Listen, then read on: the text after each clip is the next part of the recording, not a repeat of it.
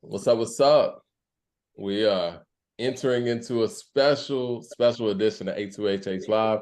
Got Coop in the building. Coop, man, how you doing? Introduce our guest. I'm blessed and highly favored today. I'm also honored to have CEO and owner of Rap Snacks, Mr. James Lindsay, on with us today at According to Hip Hop Live. Mr. Lindsay, how are you today, brother? I'm great, my brother. Great. I'm feeling good and glad you guys are having me on your show today. No, I'm sure, as you know, I attended the Rap Snacks events that were down here in Atlanta a couple of weeks ago, and I was really became enthralled with the brand. I've obviously was privy to it, being an Atlanta native, and it has a presence and a name down here, and there are artists down here whose cover is on the bag. But I was really impressed with how the totality of all the events were put together and how they each had their own unique feel and vibe. And so that's kind of what made me more fascinated about wanting to interview you. Okay. The most fascinating thing that I found out on day one is that this has been around since 1994. So I would like you to kind of take us and our audience back to, you starting this, in 1994 and the motivation behind it and what led to that moment. Yeah. Most people think Rap Snacks is a, fairly new brand. But in all actuality, the brand's been around for like 28 years. As a senior marketing executive in Philly, I used to go around to a lot of my, jobbers and corner stores with my salespeople. And, I noticed that in the marketplace, there wasn't anything that culturally was attracted, to our marketplace at the time. This is 28 years ago, and being a hip hop fan, back then as well as, more so now, I could see that the future would hold that, the culture will start dictating not only just the music and several things, but also products, in the future. And, sat down one day and really came up with the brand Rap Snacks. And, my first call, ironically, was to a manufacturer through a guy named Bob Foreigner, Nibbles and Nickels, who was making potato chips. And of course, I wanted to make potato chips first because potato chips is the bulk of the the snack food marketplace. And here was a 65-year-old white man who basically told me, "Hey, Jim, I really get this idea." So, and as I look back, Colin, years ago, I'm like, how did that happen? Where he knew nothing about hip hop, but the fundamental part of the idea I had was intriguing to him, and go ahead. Well, business acumen, doesn't know color or music, and you know what I mean? Absolutely. Right. Absolutely. Yeah. So, and that proves that, that's one of the points that, proves what you're talking about, right?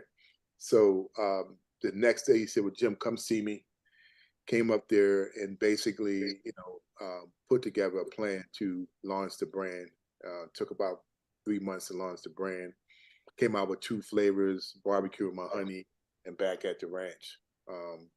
Those flavors sold out like in 4 or 5 hours, wow. From beginning. And, from that standpoint, yeah, it was like, oh, wow, I had something on my hands, but the journey was that back then, not only did I had to educate the manufacturers I was going to, right, but they didn't have the capacity I needed because I was doing all small bags, which when I think about it now, the small bags really was a lifeline of my business because it was actually giving people a chance to try it at an inexpensive price, right? So now those same people 20 years ago are like, "Oh, I should be Rap Snacks when I was younger and I'm growing up." Now they're actually a consumer of the brand, still a consumer of the brand today, but it was a cheaper way to get into the marketplace. Well, back then it was 25-cent bags of chips. So that same bag is $1 right now, right? Oh, wow. So, but the trials and tribulations, people always ask me about what advice do I give entrepreneurs about starting a business. And I tell them two things. One, love what you do, right? And number two, make sure it's something that you understand that you might have to put 10, 15 years in it without really being what you think it would be, your initial idea. So you have to be able to stick to it and love what you, that's why I say love what you do, because you stick to it, you love what you do, the money's gonna come, right? So, but the issue that I was having was a couple fundamental reasons that Afro-Americans don't basically understand how to start a business, because you got to have distribution, you got to have manufacturing, and you got to have money, right? So yep. I don't want to interrupt you too much, but I do want to say that it's like, well, I have some business questions that I want to ask you, and so I don't want them to come off as too forward, because I feel like in our community, there's a dearth of our successful entrepreneurs actually letting us know the true processes that it takes to actually create something like this from the ground up. Absolutely. Like, we always interview people and we talk about their success. Right. Right. But we never get to the nitty gritty of, like, operational cost. How much money did this take to initially build this brand? How many hours did you spend working for free? How many years did you spend working for free? Absolutely. Yeah. So, and that's a great follow-up, because I was getting to that. I started the brand with $40,000 from friends and family, right? And when you are out there, you don't know how to get funding. So who do you turn to? You turn to your friends and you turn to your family, right? And you'll be amazed of the money that you can pull together that's around you. But we never think about that. Well, I'm not gonna start a business because I don't have any money, but the resources is really your family, right? So, in addition to that, the trials and tribulations I had was the manufacturers were not making a lot of money off me, because I'm running small bags. And if they had a machinery that's running 25 pounds per hour, and my output is only, 300 pounds per hour, then they're going to need something else to go with that to run my product. So in turn, I had a lot of issues getting consistent manufacturing. It wasn't demand for the product, it was actually producing the product, right? So as time went on, I kept Rap Snacks in certain strategic markets like St. Louis, Philadelphia, Baltimore, DC, those areas where I can really supply that, and as my story started developing, what I'm good at is connecting people's brands to consumer products in the marketplace. What I did, I started working with artists. My first artist I started working with was Mill, right? And basically, I became his guy. That when we talked about, creating, some of the opportunities, consumer opportunities like Puma and some of the other things, I was able to get into that marketplace. So people also had asked me, well, how do you get these artists? I get a lot of these artists now because I know them personally. I've dealt with them from dealing with Meek and some of these other guys, some of the relationships I've had. But meanwhile, while I was transitioning to that marketplace and working with Meek, the market started to get a little more suitable for me to go back and repackage it, because that same bag, I'd say it was 25 cents, was 75 cents in a dollar. Now these manufacturers are saying, hey, well, we want your business, James, because we can make more money with you, and we don't mind running your product. But that's another issue that we always have, because we don't manufacture anything in our community. Everything is overly extracted. So if you go to a corner store and if it's 50 items in the corner store, maybe 1 or 2 items are manufactured and owned by Afro-Americans in our own community, right? So I always bring that up because that's a big part of us being able to build equity in what we're doing every day, because if you don't make it and if you don't own it, how are you going to build any equity and correct income into your communities? It's never going to happen. And nobody talks about that, but I like to talk about that, while, I'm on some of these interviews. But you have a question? No, I love that, man. And I think that, go ahead, Coop. No, I mean, I have a bunch of questions that, like, I didn't even have written down based on what you just spoke about, just from the manufacturing aspect. and how it's dilapidated in our communities. And I think a lot of that is the information and education part. I mean, Mike, did you have a question for Mr. Lindsay? Because I got plenty Well, of I did. I piggyback mean, but questions. if you want to follow up, I was going to kind of move on to like, what Rap Snacks is doing for new artists and things like that. But if you have a question that piggybacks on that, yeah, I would love to expound upon some of these things. Well, I got a few piggyback questions because, one, you spoke about working with Meek. I mean, you've made Meek a lot of money and a pretty big deal outside of rap. And is that where you're you kind of spoke to it being your foray kind of back into the Rap Snacks, but to the manufacturing side, right quick, are you setting up, or do you have plans for becoming your own manufacturer, or is that already in process? Yes, it is. Absolutely. Okay. I mean, and this is what I'll say about this. Before COVID, a lot of these companies valued just being a marketing company and having somebody else make the product for them, right? But during COVID, it showed the weakness in your strategy because when COVID happened, the production stopped. And if you didn't control your production, that's why you were seeing a lot of out of stocks in these stores because they would produce their products before they produce anybody else that they didn't own, right? So now I'm like, okay, I need to own my own factories and produce it myself. That happened in rap too. That was actually, the pandemic actually allowed us a little bit of a come up into notoriety because the majors stopped making music. So all the independents got more burned than the majors because the chain supply had been cut off, even musically. That's what happened with Rap Snacks as well. I mean, a lot of the big competitors that we have, they couldn't produce the product, and we were more efficient, because we're basically still growing and we had a lot more capacity that we can produce, so I mean, it really, really helped us. It was a curse and a gift, but it really helped us, during the pandemic. And then when times get harder too, people eat more snacks because it's a cheaper form of food. That's true. That's true. Very true. Very true. Well, yeah, I mean, to kind of piggyback off of some of the things that you were saying about, your relationships with the artists, I know that Rap Snacks actually has an initiative out there to I don't want to say put on new artists, but to give new artists an opportunity for distribution. Can you speak to a little bit of that? Yeah, we have a platform called Unsigned Artists. It's just like we feel like there are our artists out there. Like I looked on, they had something on the news flash today when they talked about it was, I forgot, 300 million songs that were never downloaded. I saw that. Last year. It was something along the lines of 200 million songs out there on streaming platforms that have zero streams. Zero streams. Wow. Right?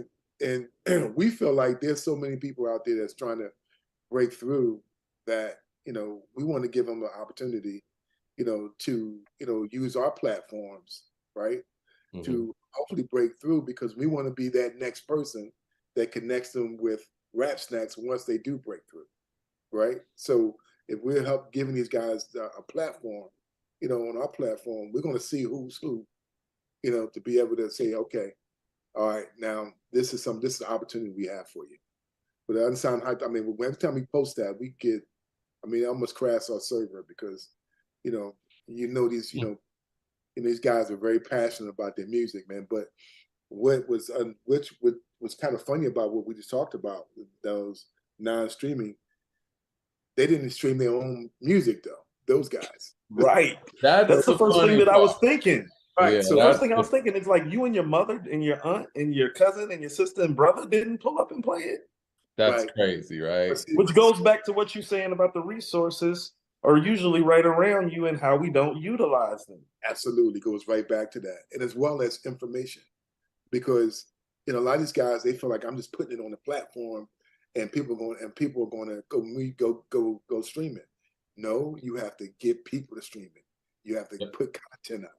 You have to drive people there, right? But again, it goes back to Rap Snacks, and we try to educate, like these guys and give them the platform that normally nobody else would give them. Did your time at Johnson Products kind of influence your career and your forging into Rap Snacks? And if so, tell us about that time and who influenced you. Absolutely. Colin, Mr. Johnson, who owned Johnson Products, I was hired, at Johnson Products right out of college. And, I always say, this is very important. When you have somebody, that you can look up to, that looks like you, talks like you, and be able to see the success that he has, it gives you that inspiration and it gives you that motivation to say, look, he did it, he's done that, I can do it too. And to be able to be in that same room with him and add to what he's doing, it just gives you that, and it gives you that confidence to say, you know what? And when I met with him and I was hired, my whole view of what I wanted to do changed, because I always wanted to actually produce a product, but now I knew that it was something that was possible. So from that day forward, I'm like, I'm gonna work with this guy. I'm gonna learn what I can learn, and eventually I'm gonna start my own business. So it really influenced me. It just showed me that, that consumer products that are marketed towards, Afro Americans in this country can work. You speak about, really loving what you do, and that's number one. And I truly believe you love what you do, but hip hop is in that too. So you kind of got to have a real love for hip hop. Can you speak about like your moments in hip hop that you fell in love with the craft and fell in love with the culture? Oh man, and I'm gonna date myself too, Oh, it's all good. We do that all the time. Yeah, we do that every day. When I'm when I'm back there and I'm playing, Sugar Hill, in college, that really made me feel like, and I went to college on a basketball scholarship, but I was really at a really all white school, right? And so I'm the only one playing rap in the dorm, right? And it was just something that made me feel like I was at home, but I wasn't at home. You get me? Yeah.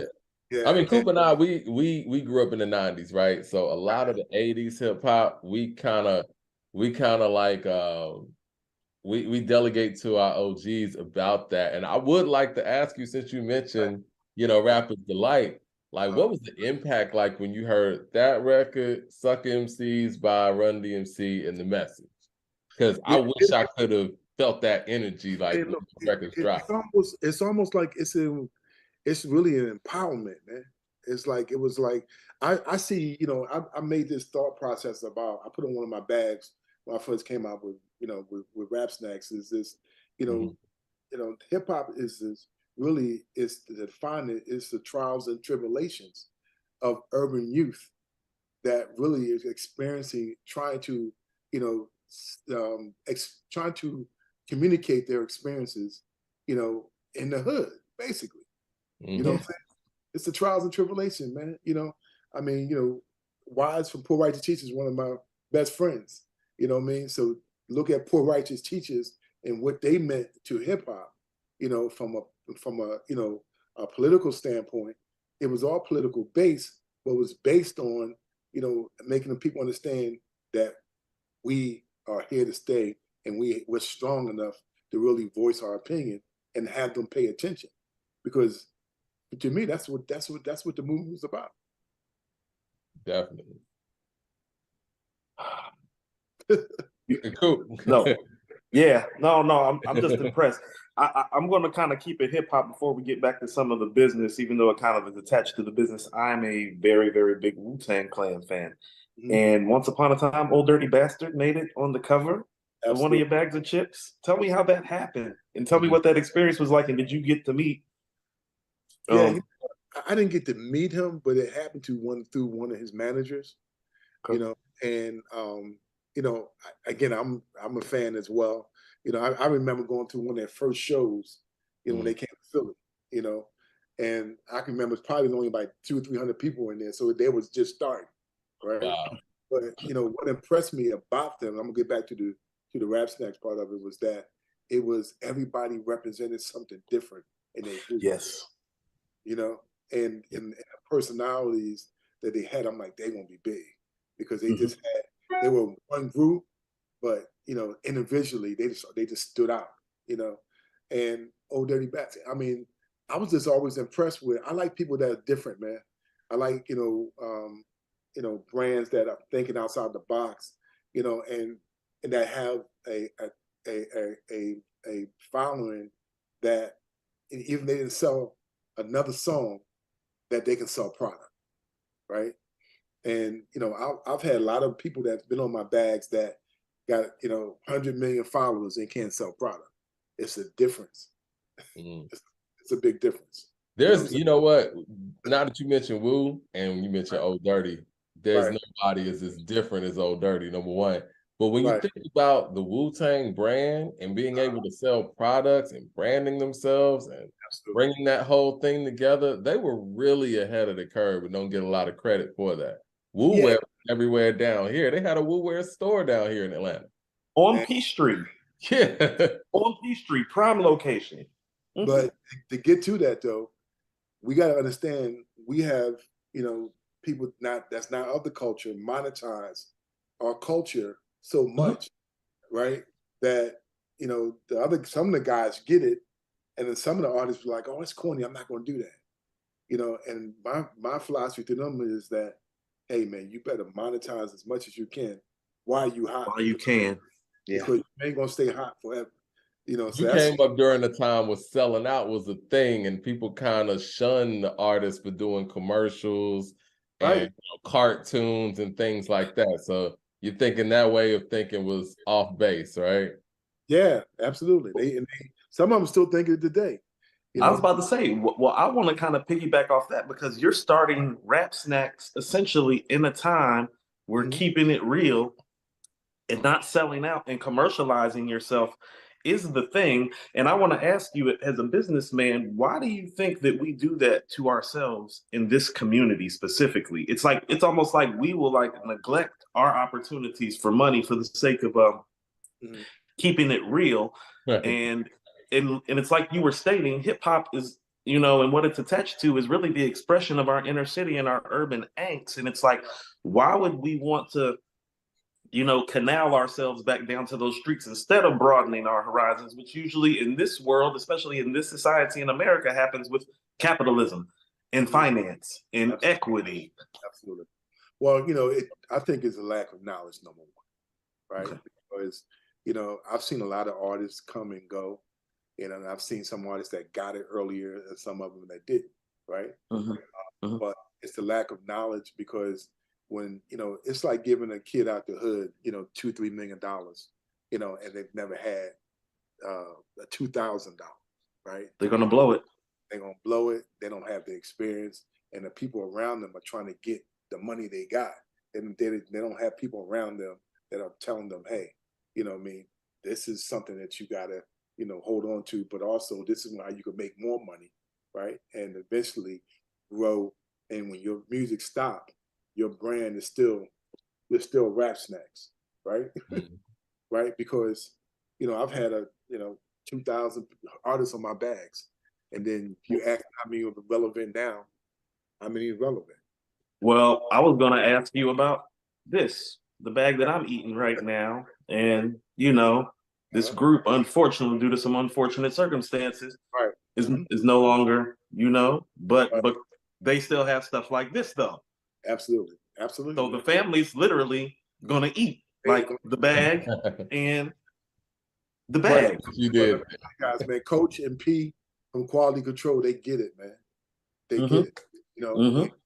And their artists respect them enough for they to listen to them because they've showed them that, they can lead, right? And that's another thing too, is, a lot of these artists, they don't lead their artists, the artist leads them, right? So I'm thinking if I'm managing you, if I'm not leading you, I don't need to manage you because that's in the name. You got to manage that person. Right. Yes. You follow me? But that doesn't happen with Coach and P because, they I mean, they just get it, man. They understand, and we even learn from each other. I've taught them some things, and they've taught me some things. You know what I mean? But they were willing to have open mind to say, you know what? When I went to to repackage Rap Snacks in 2016, you know, Mhm. he was like, "Oh yeah, James, I'll do that. I think that sounds good." You know, because he had the vision. He's a forward thinker, and his vision was, "Oh man, this may be good because I want to get money outside of rap, right?"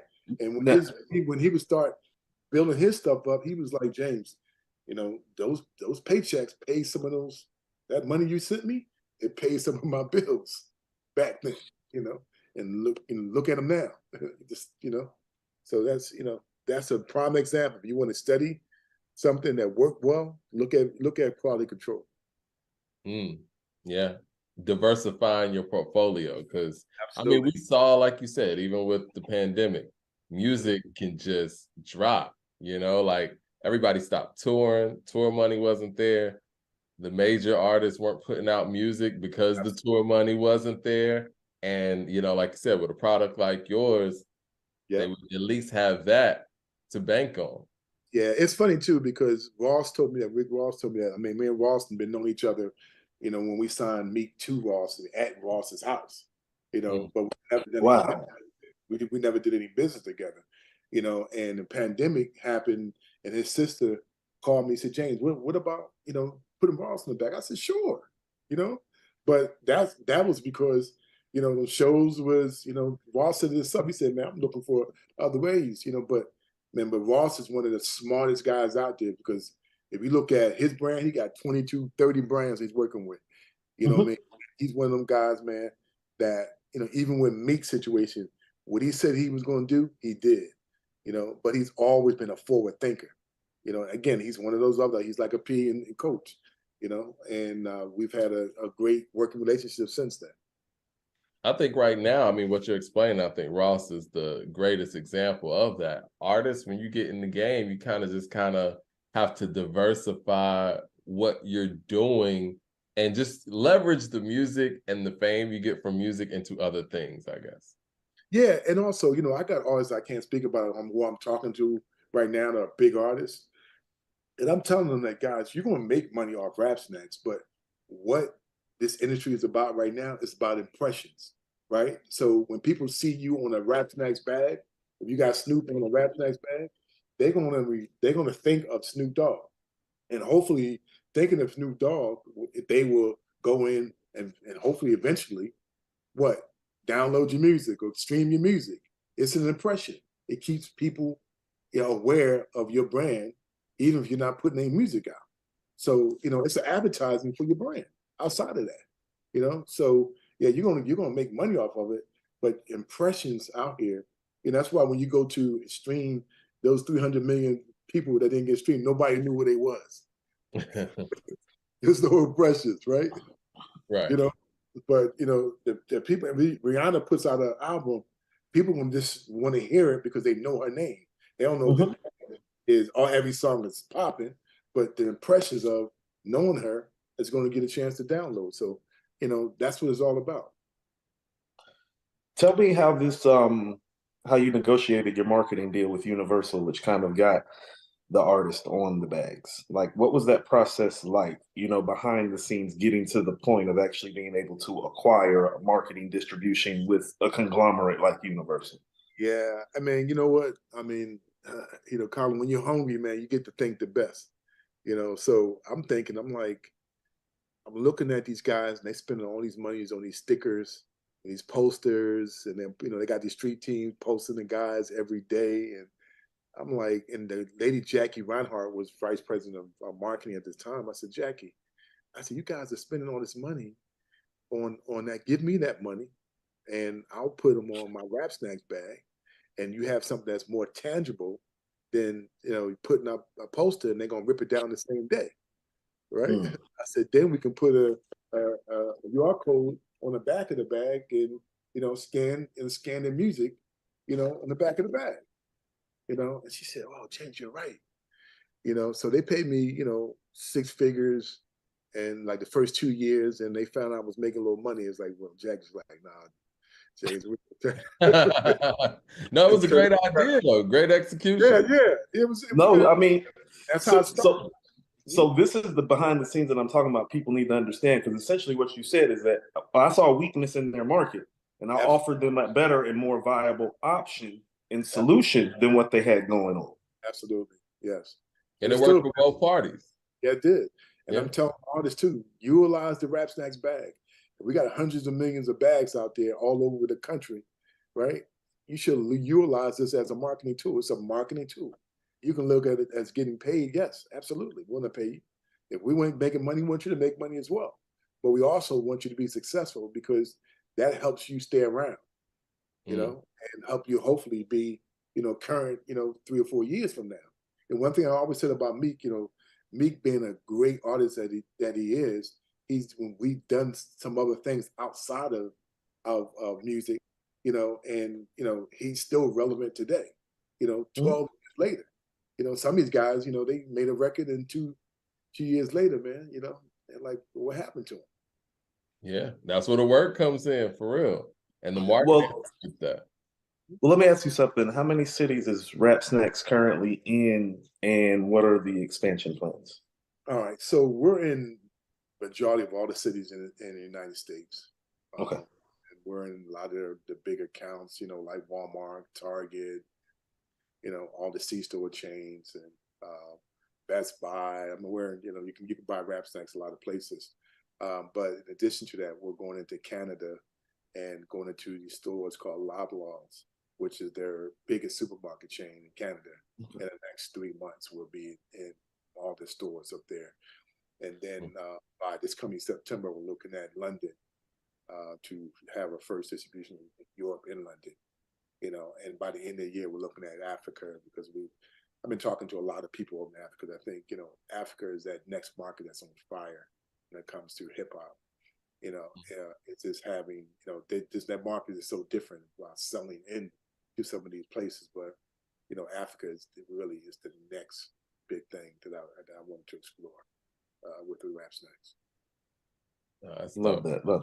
All right, well, real quick, I wanted to ask, I mean, when we're talking about music and talking about marketing, does Rap Snacks have like a playlist on like Spotify or Apple Music or anything? And if not, what's your playlist looking like? Like what's on your playlist? Well, we have a playlist on Spotify, right?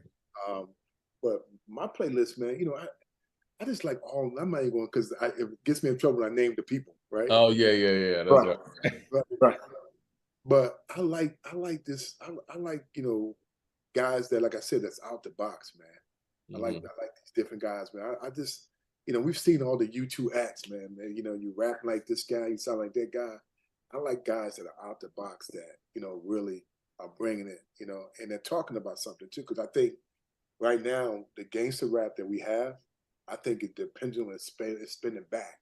The people that are talking about some of the social issues and talking about things that we really experience in the day, that's going to help, motivate us to kind of move our culture and our people forward. You have your hands obviously in a lot of different bags, literally and figuratively. Tell me a little bit about your partnership with Master P. Yes. And how that relationship got forged. P is somebody who is very, very big, not only in hip hop, but particularly down here in Southern culture. Mike and I have also often had discourse, and I've told Mike that as an artist, if I would have had a choice of who I would have signed to, he would have been the guy. Yeah. So it's kind of funny too, because when I got to deal with Universal, P had bought his label over to Universal, and I got a phone call. It was a number. I usually don't answer numbers, unidentified numbers, but it was him. And he said, man. I said, who this? He says, this is Master P. I said, how you doing, man? He said, man, I'm just want to let you know I love what you're doing, man. You know what I mean? And any way I can support you, just let me know. And because at the time, after I did the deal with Universal, Master P was one of the people that we put on the bags, right? And then, all this big thing happened with Rome and all this stuff. I mean, really what happened was he came back to me and said, I'm really promoting my son. I want you to put, Romeo on my bag, and we just developed just a good relationship, man, because we were like kind of like-minded people, right? So, he would bounce things off me. I bounce stuff off him, and we've been doing that for years, Wow. And he's been, really, like a brother. And I'm to me in the same way to him. He, we've done some stuff with the noodles. He was like, James, you need to put these noodles out. I had it on my bucket list, but I wasn't really like trying to put the noodles out that fast. But he was so passionate about it, so we did the noodles together. And I said, hey, since you did that, man, I'll give you, a portion of, what we're doing with the noodles and what have you, man. And it's just it's been a good relationship, and it's like other, ethnic groups do, man. They help each other, man, and don't have to be a lot of financial gain, into it. It's just more like, all right, man, and like, again, like anything he wants to do, I'm the product guy. He's come to me. What you think about this, James? What you think about that? And I'm not saying I'm gonna charge you for this. I'm saying, you my brother. I'm gonna help you out. Hold on. We'll say that again. I'm very much into like our history and our culture. I do a lot of talk about the original Black Wall Street in the Greenwood district of Tulsa, Oklahoma. And I always stress that the highest currency exchange rate in the history of the United States actually existed in that Black community. But it's because everybody helped each other for the purpose of helping each other and not for the purpose of the dollar. That's how the dollar stayed in the community. Absolutely. Yes. That's important, man. And, it really comes with us liking each other, man. Wow. Brother. You know what I'm saying? It's not like we're taught to be, hostile towards each other and not trust each other. It really comes from being liking each other, man. You know what I mean? And having a bond that you can grow together, man. You can grow together. And then usually when people have hard times, when Pete was doing his thing, and I know times when he had issues. And when he had issues, I'm like, brother, whatever you need, I'm there for you. Right. You know what I'm saying? So that's really what it's really all about, man. You know what I'm saying? That's community right there. Yeah. We had a lot of that when, before, I would say, predating integration and things like that, where it was like we were all that we had. Right. And like, Coop's example of Tulsa and Black Wall Street, we built with each other and, gave each other that information. There's no reason we can't do that now. Yeah. I mean, Mike knows this. I did a Juneteenth event at my house, Mr. Lindsay, like a few years ago, and people are still talking about it to this day because they're like, I've just never seen us get together. It's like maybe 200 people there. It wasn't even a lot. And we're actually doing it again this year, except for this time we're doing it like down in the city, like, live and like big for the things that you're talking about. And people are asking me, they're like, what do you need? It's like, well, I need you to come and like to support. And you know what I mean? Like, I don't need your money. I need your presence. I need your people. I need your following. I need the community to come along for the ride. Yeah, and it's crazy too, because that's how we look at Rap Snacks, man. It really how we present our brand. Because if you think about it, nobody's done what Rap Snacks has done with a brand in the snack food marketplace. I was in Atlanta yesterday going to my plant, and I get off the plane, and I have two of my other guys with me. They got the Rap Snack shirt on, and the guy's pushing, this lady in the wheelchair. He said, "Hi, James, how you doing?" I said, "Well, how you doing, my brother?" He's like, I said, "How do you know me?" Because I always ask him that, because they want to ask all kind of stuff. So I'm like, he said, "No, I saw two other Rap Snacks guys come off that. I knew you were next, right?" He said, I always like to communicate with people. I said, "Man, you can just get my guy's number," because it's all about giving information, And of course, this guy was basically, a fan of our work, but he asked me for my number because he wanted information. What we just talked about, But most people don't do that. I'll be out sometimes. They'll just stare at you. I'm like, brother, you can say something, man. I'm not, we can say something. Because if you don't, they said a closed mouth don't never get fed. You know what I mean? So, and then we were taught not to approach people. I'm very approachable. You know what I'm Well, saying?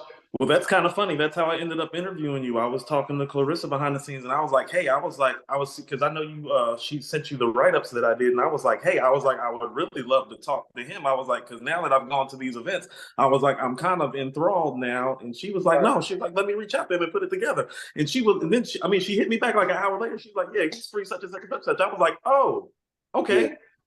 All I had to yeah. do was ask. Because I always thought that once I was building my business and, nobody knew me, that I didn't want to be like them guys that, when they got to be successful, they didn't share the information that wasn't accessible to people that was just like me coming up. Because people forget that. You got to remember that that same guy that you were, there's 100,000 people out there trying to make it. You know what I'm saying? And you just got to, sometimes you just got to make time, because that's karma, man. You always got to make time for something like that, man. We say, man, why I say it here, man? You say everybody eats, B. That's our thing over here. Eventually, because You never know who you're inspiring out there. right, exactly. And you definitely gotta have that. We all Understand. have our own inspirations, Yes, absolutely, yeah. Cool. You got another question? I mean, you know me, man. I'm locked and loaded, like for more. I want It's a you've been great on the food conversation. side. Look, you've ventured into the beverage side of the food and beverage with the Ooey lemonade with Atlanta native Lil Baby. So, tell me, so how long were your plans, and do you plan on like getting more into the beverage side of the game, or is that already going on? And I'm not privy to that either. Yeah. I'm looking at doing that. Actually, I'm in Houston tomorrow, looking at a plant tomorrow in Houston, and I want to do cans. We actually do like a little a bottle right now, right? hmm Which hmm we can't really fully explain all our graphics on this, because they only have this type of wrapping. So I want to go to a can where it represents us like if we Get the were full, yeah. full thing. So yes, we have that. We have a plan to get into a lot of different beverages in the beverage space, and I'll tell people it's very different from the potato chip market, because you can put a rack of potato chips anywhere. In the beverage area, you have limited space in that freezer. So, if you are planning to go into that business, make sure that you fully capitalize, because it takes a lot more money to get into that business, because you got to buy that space. And there's only a few spaces. You're going up against Coca-Cola, you're going up against Dr. Pepper, Pepsi, yeah. Pepsi, and that's why you don't see a lot of new items other than their items, because they really have a lock on that marketplace. It's not monopolized, but it kind of is. Yes, it is. I'm gonna say it. Okay. I didn't know if you were going to say it. Okay, it is monopolized. Okay. Yeah, because the beer section, it seems a little bit more diverse than the soda section. You hit the nail on the coffin, because we're working with some of those beer companies now. So you hit the nail on the coffin, because yes, it is, and they got a little more space. They got a whole line. They got a whole aisle. They do. They got a whole line. Yeah. But from that soda, and I don't even want to make those sodas, because it's just a hard road. That's why we did a lemonade, flavored lemonades that were a little different. All of our products are going to be different than what's out there in the marketplace, because I don't want nobody to go just buy a barbecue. I want you to buy a Rap Snacks honey barbecue, because I know I'm gonna keep you coming back. If nobody else has that flavor out there in the marketplace. Of course, you have these big companies that come out and copy you the next day. We got so many flavors out there. They got to catch a lot of catching up to do. The copy raps on some flavors. One of the things that actually occurred to me, I mean, Mike and I, we often talk on the show, me more so in jest, about how a lot of the bigger pods are like, jacking a lot of our style, quite frankly. And now that I've kind of delved into this, now when I look down the potato chip aisle, I can see, oh, well, they've been jacking your style for a minute too now, haven't they? Oh, for a long time, and Yeah. the crazy thing about it, you can't trademark flavors. Right. You can trademark, your names and and register those, but you can't do that with. So, I was the first one to create a honey barbecue potato chip. I mean, the hot cheese curl, honey barbecue cheese curl. And most of these companies, they're like, oh, I like that. Let me just, that happens, man. It's a form of compliment, but it just showed me that I got to be faster. I got to be more innovative and more diligent, than them to really, really affect their marketplace than we're starting to affect them, in a lot of cities, so. Good. No, that's great to hear. And you're right. You just got to be like 3 or 4 steps ahead of the game. Because Yeah, you got. I mean, pretty much the big companies are studying. I mean, the biggest companies, I'll say it that way, because you guys are huge. They're just studying what other companies are doing and throwing money behind it. Yeah, and then if you think about it, when you look at products that featured Black people years ago, you can name them: Aunt Jemima, Uncle Ben, right? There was never any body on there that had any type of, somebody you'd be motivated from, because you don't really know their story. And you look at the story more so, you look at, they were just models that, that the, these companies put on these boxes and thought that you would be a maid or a butler or whatever you look like. I was about to say, it's actually institutionalized form of racism is what it is. Oh, absolutely. Absolutely. I mean, the crazy part with the Aunt Jemima thing is when the family actually wanted to get equity and tried to get back for what they, were well deserved, the company just took them off. Yeah. Well, so instead of actually paying the family or, and what you're doing with artists and stuff, they just said, oh, you know what, we'll just take her off. Well, I told P about that story, and me and P talked about how we would get that out in the marketplace so that can happen. So if you think about it, me and him really let people know what that really stood for. Right? We got to, that's what I'm talking about, information, giving our people information of what it stands for. Now you had the ability to take it off or to keep it on, but the bottom line is they just took it off because they knew what it was. But if nobody told and created, a story about it, they would have just kept it on and just kept making it. And us as consumers, I mean, we're just so used to buying certain products, man. I used to buy Aunt Jemima all the time, like, it didn't even think of those things until, it was brought to light like that. And when the family came for it. And why do you think you bought that? Because you had no other options. There's other options for you to buy. Before Rap Snacks came out, there was no other options for anybody in the culture to buy any snack foods. So when we came out there, who else better to know what we like than us, right?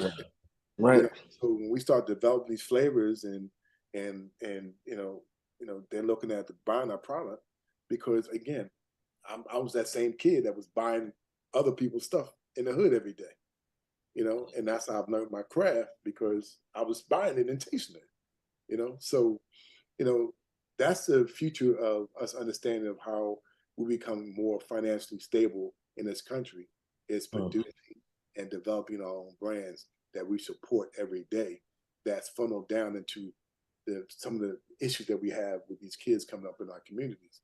It's not like, oh, they talk about the gangs, but the gangs don't really have any power, if you put in those individuals and the work and have them make money. They congregating together because they're not making no money and don't have no way to be able to see how they're going to be successful and feed their family. They don't have a trade that they can go rely on that's going to help make them feel comfortable stepping out into the workplace of the world. Absolutely. It's simple, man, but, until we realize that and start to invest in our own communities, and give back and help some of these kids, we're still going to have the same problems, man. And nobody likes to talk about it because they, have a solution, because again, we don't come together to form a solution. Right. Yeah, and the only way to actually come with a solution is to talk about the problem. And come together and talk about the problem so we can come up with the solution together. Be on the same page. And we might not all have the same ideologies, but, we want the same result, Right. Absolutely. Well, that goes back to the Black Wall Street thing. It's like, well, the guy up the street that had the barber shop didn't, want like a pool hall, but I bet you help that brother build it. You know what I mean? Right. I'll kind of, Mike, if you didn't have anything else, I know Mr. Lindsay, you have other things that you have to get to. I kind of like to end these conversations with something like a little bit more lighthearted. Now, I know you're tied to a lot of people in the industry, but outside of Meek Mill, who you obviously are close to, who are your top 5 Philly rappers? as a Philly native? You're gonna get me in trouble, man. we gonna put an asterisk by Meek because we already know what time it is with Meek. So Meek don't count. Right. Well, I mean, if you go back to, where I was, go all the way back. Yeah. I'm gonna say, Will was, they always say Will was more on the corny side, right? Not street rapper, right? I love Will. But I'm just saying to you, like when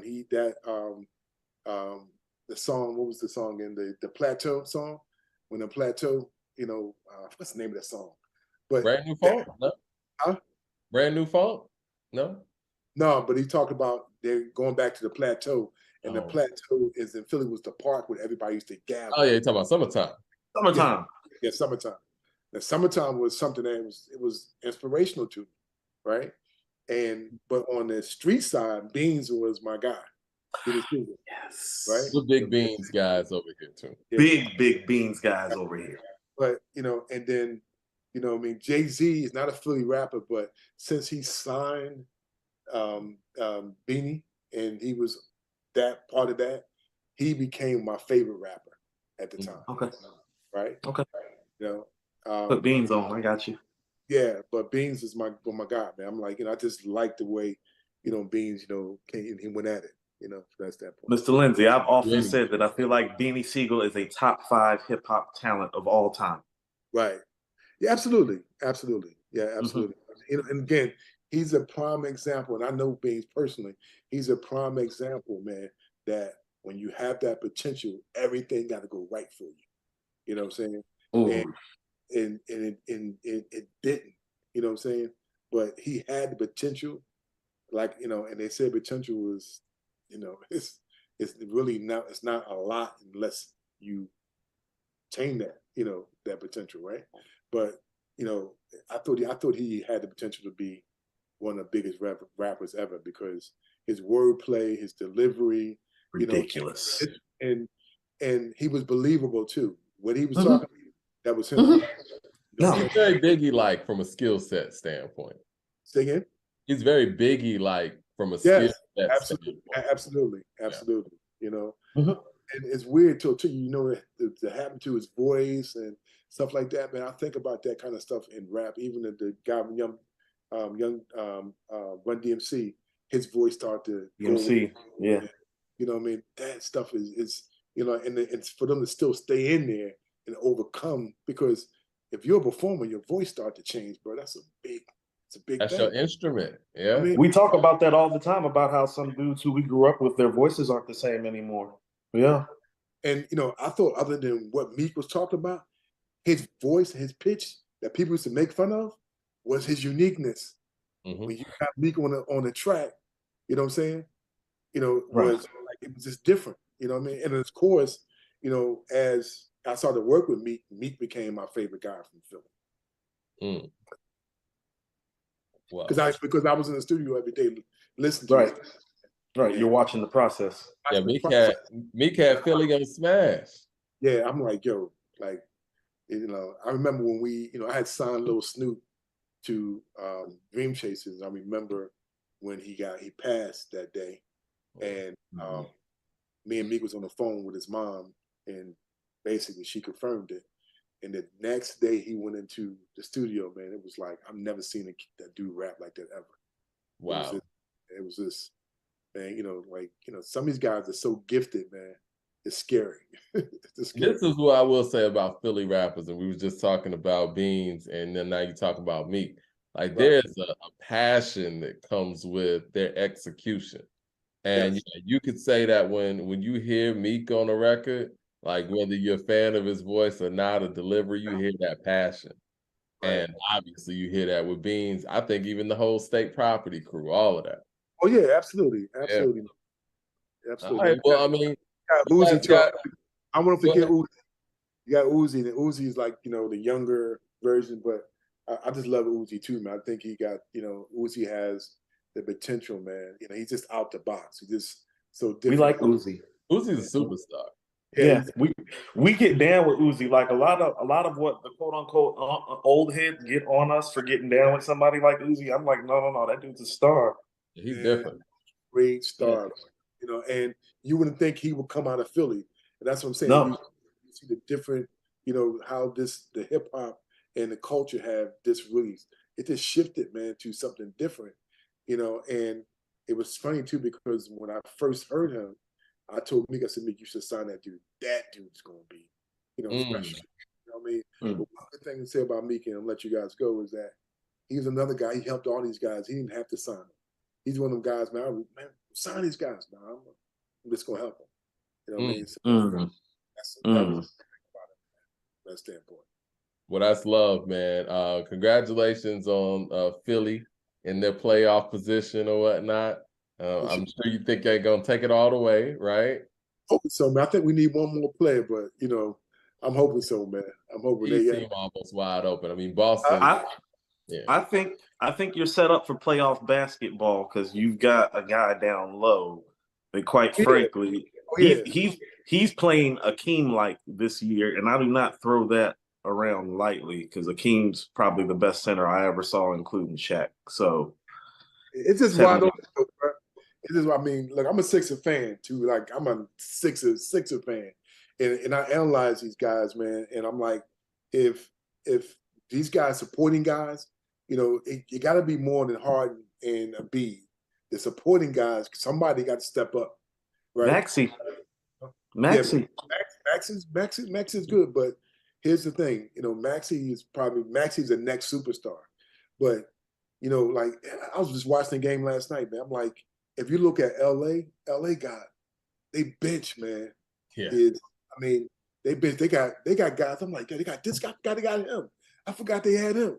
Right? The bench, that's why Boston is so good, because not 3 stars, right? They got 2 guys coming off the bench for Boston that can start and maybe, half the league. Yeah. Right. Off the bench. So it's not just 3 stars no more. It's like your bench got to be able to hold it down when those guys go out, they're not in the game anymore. Okay.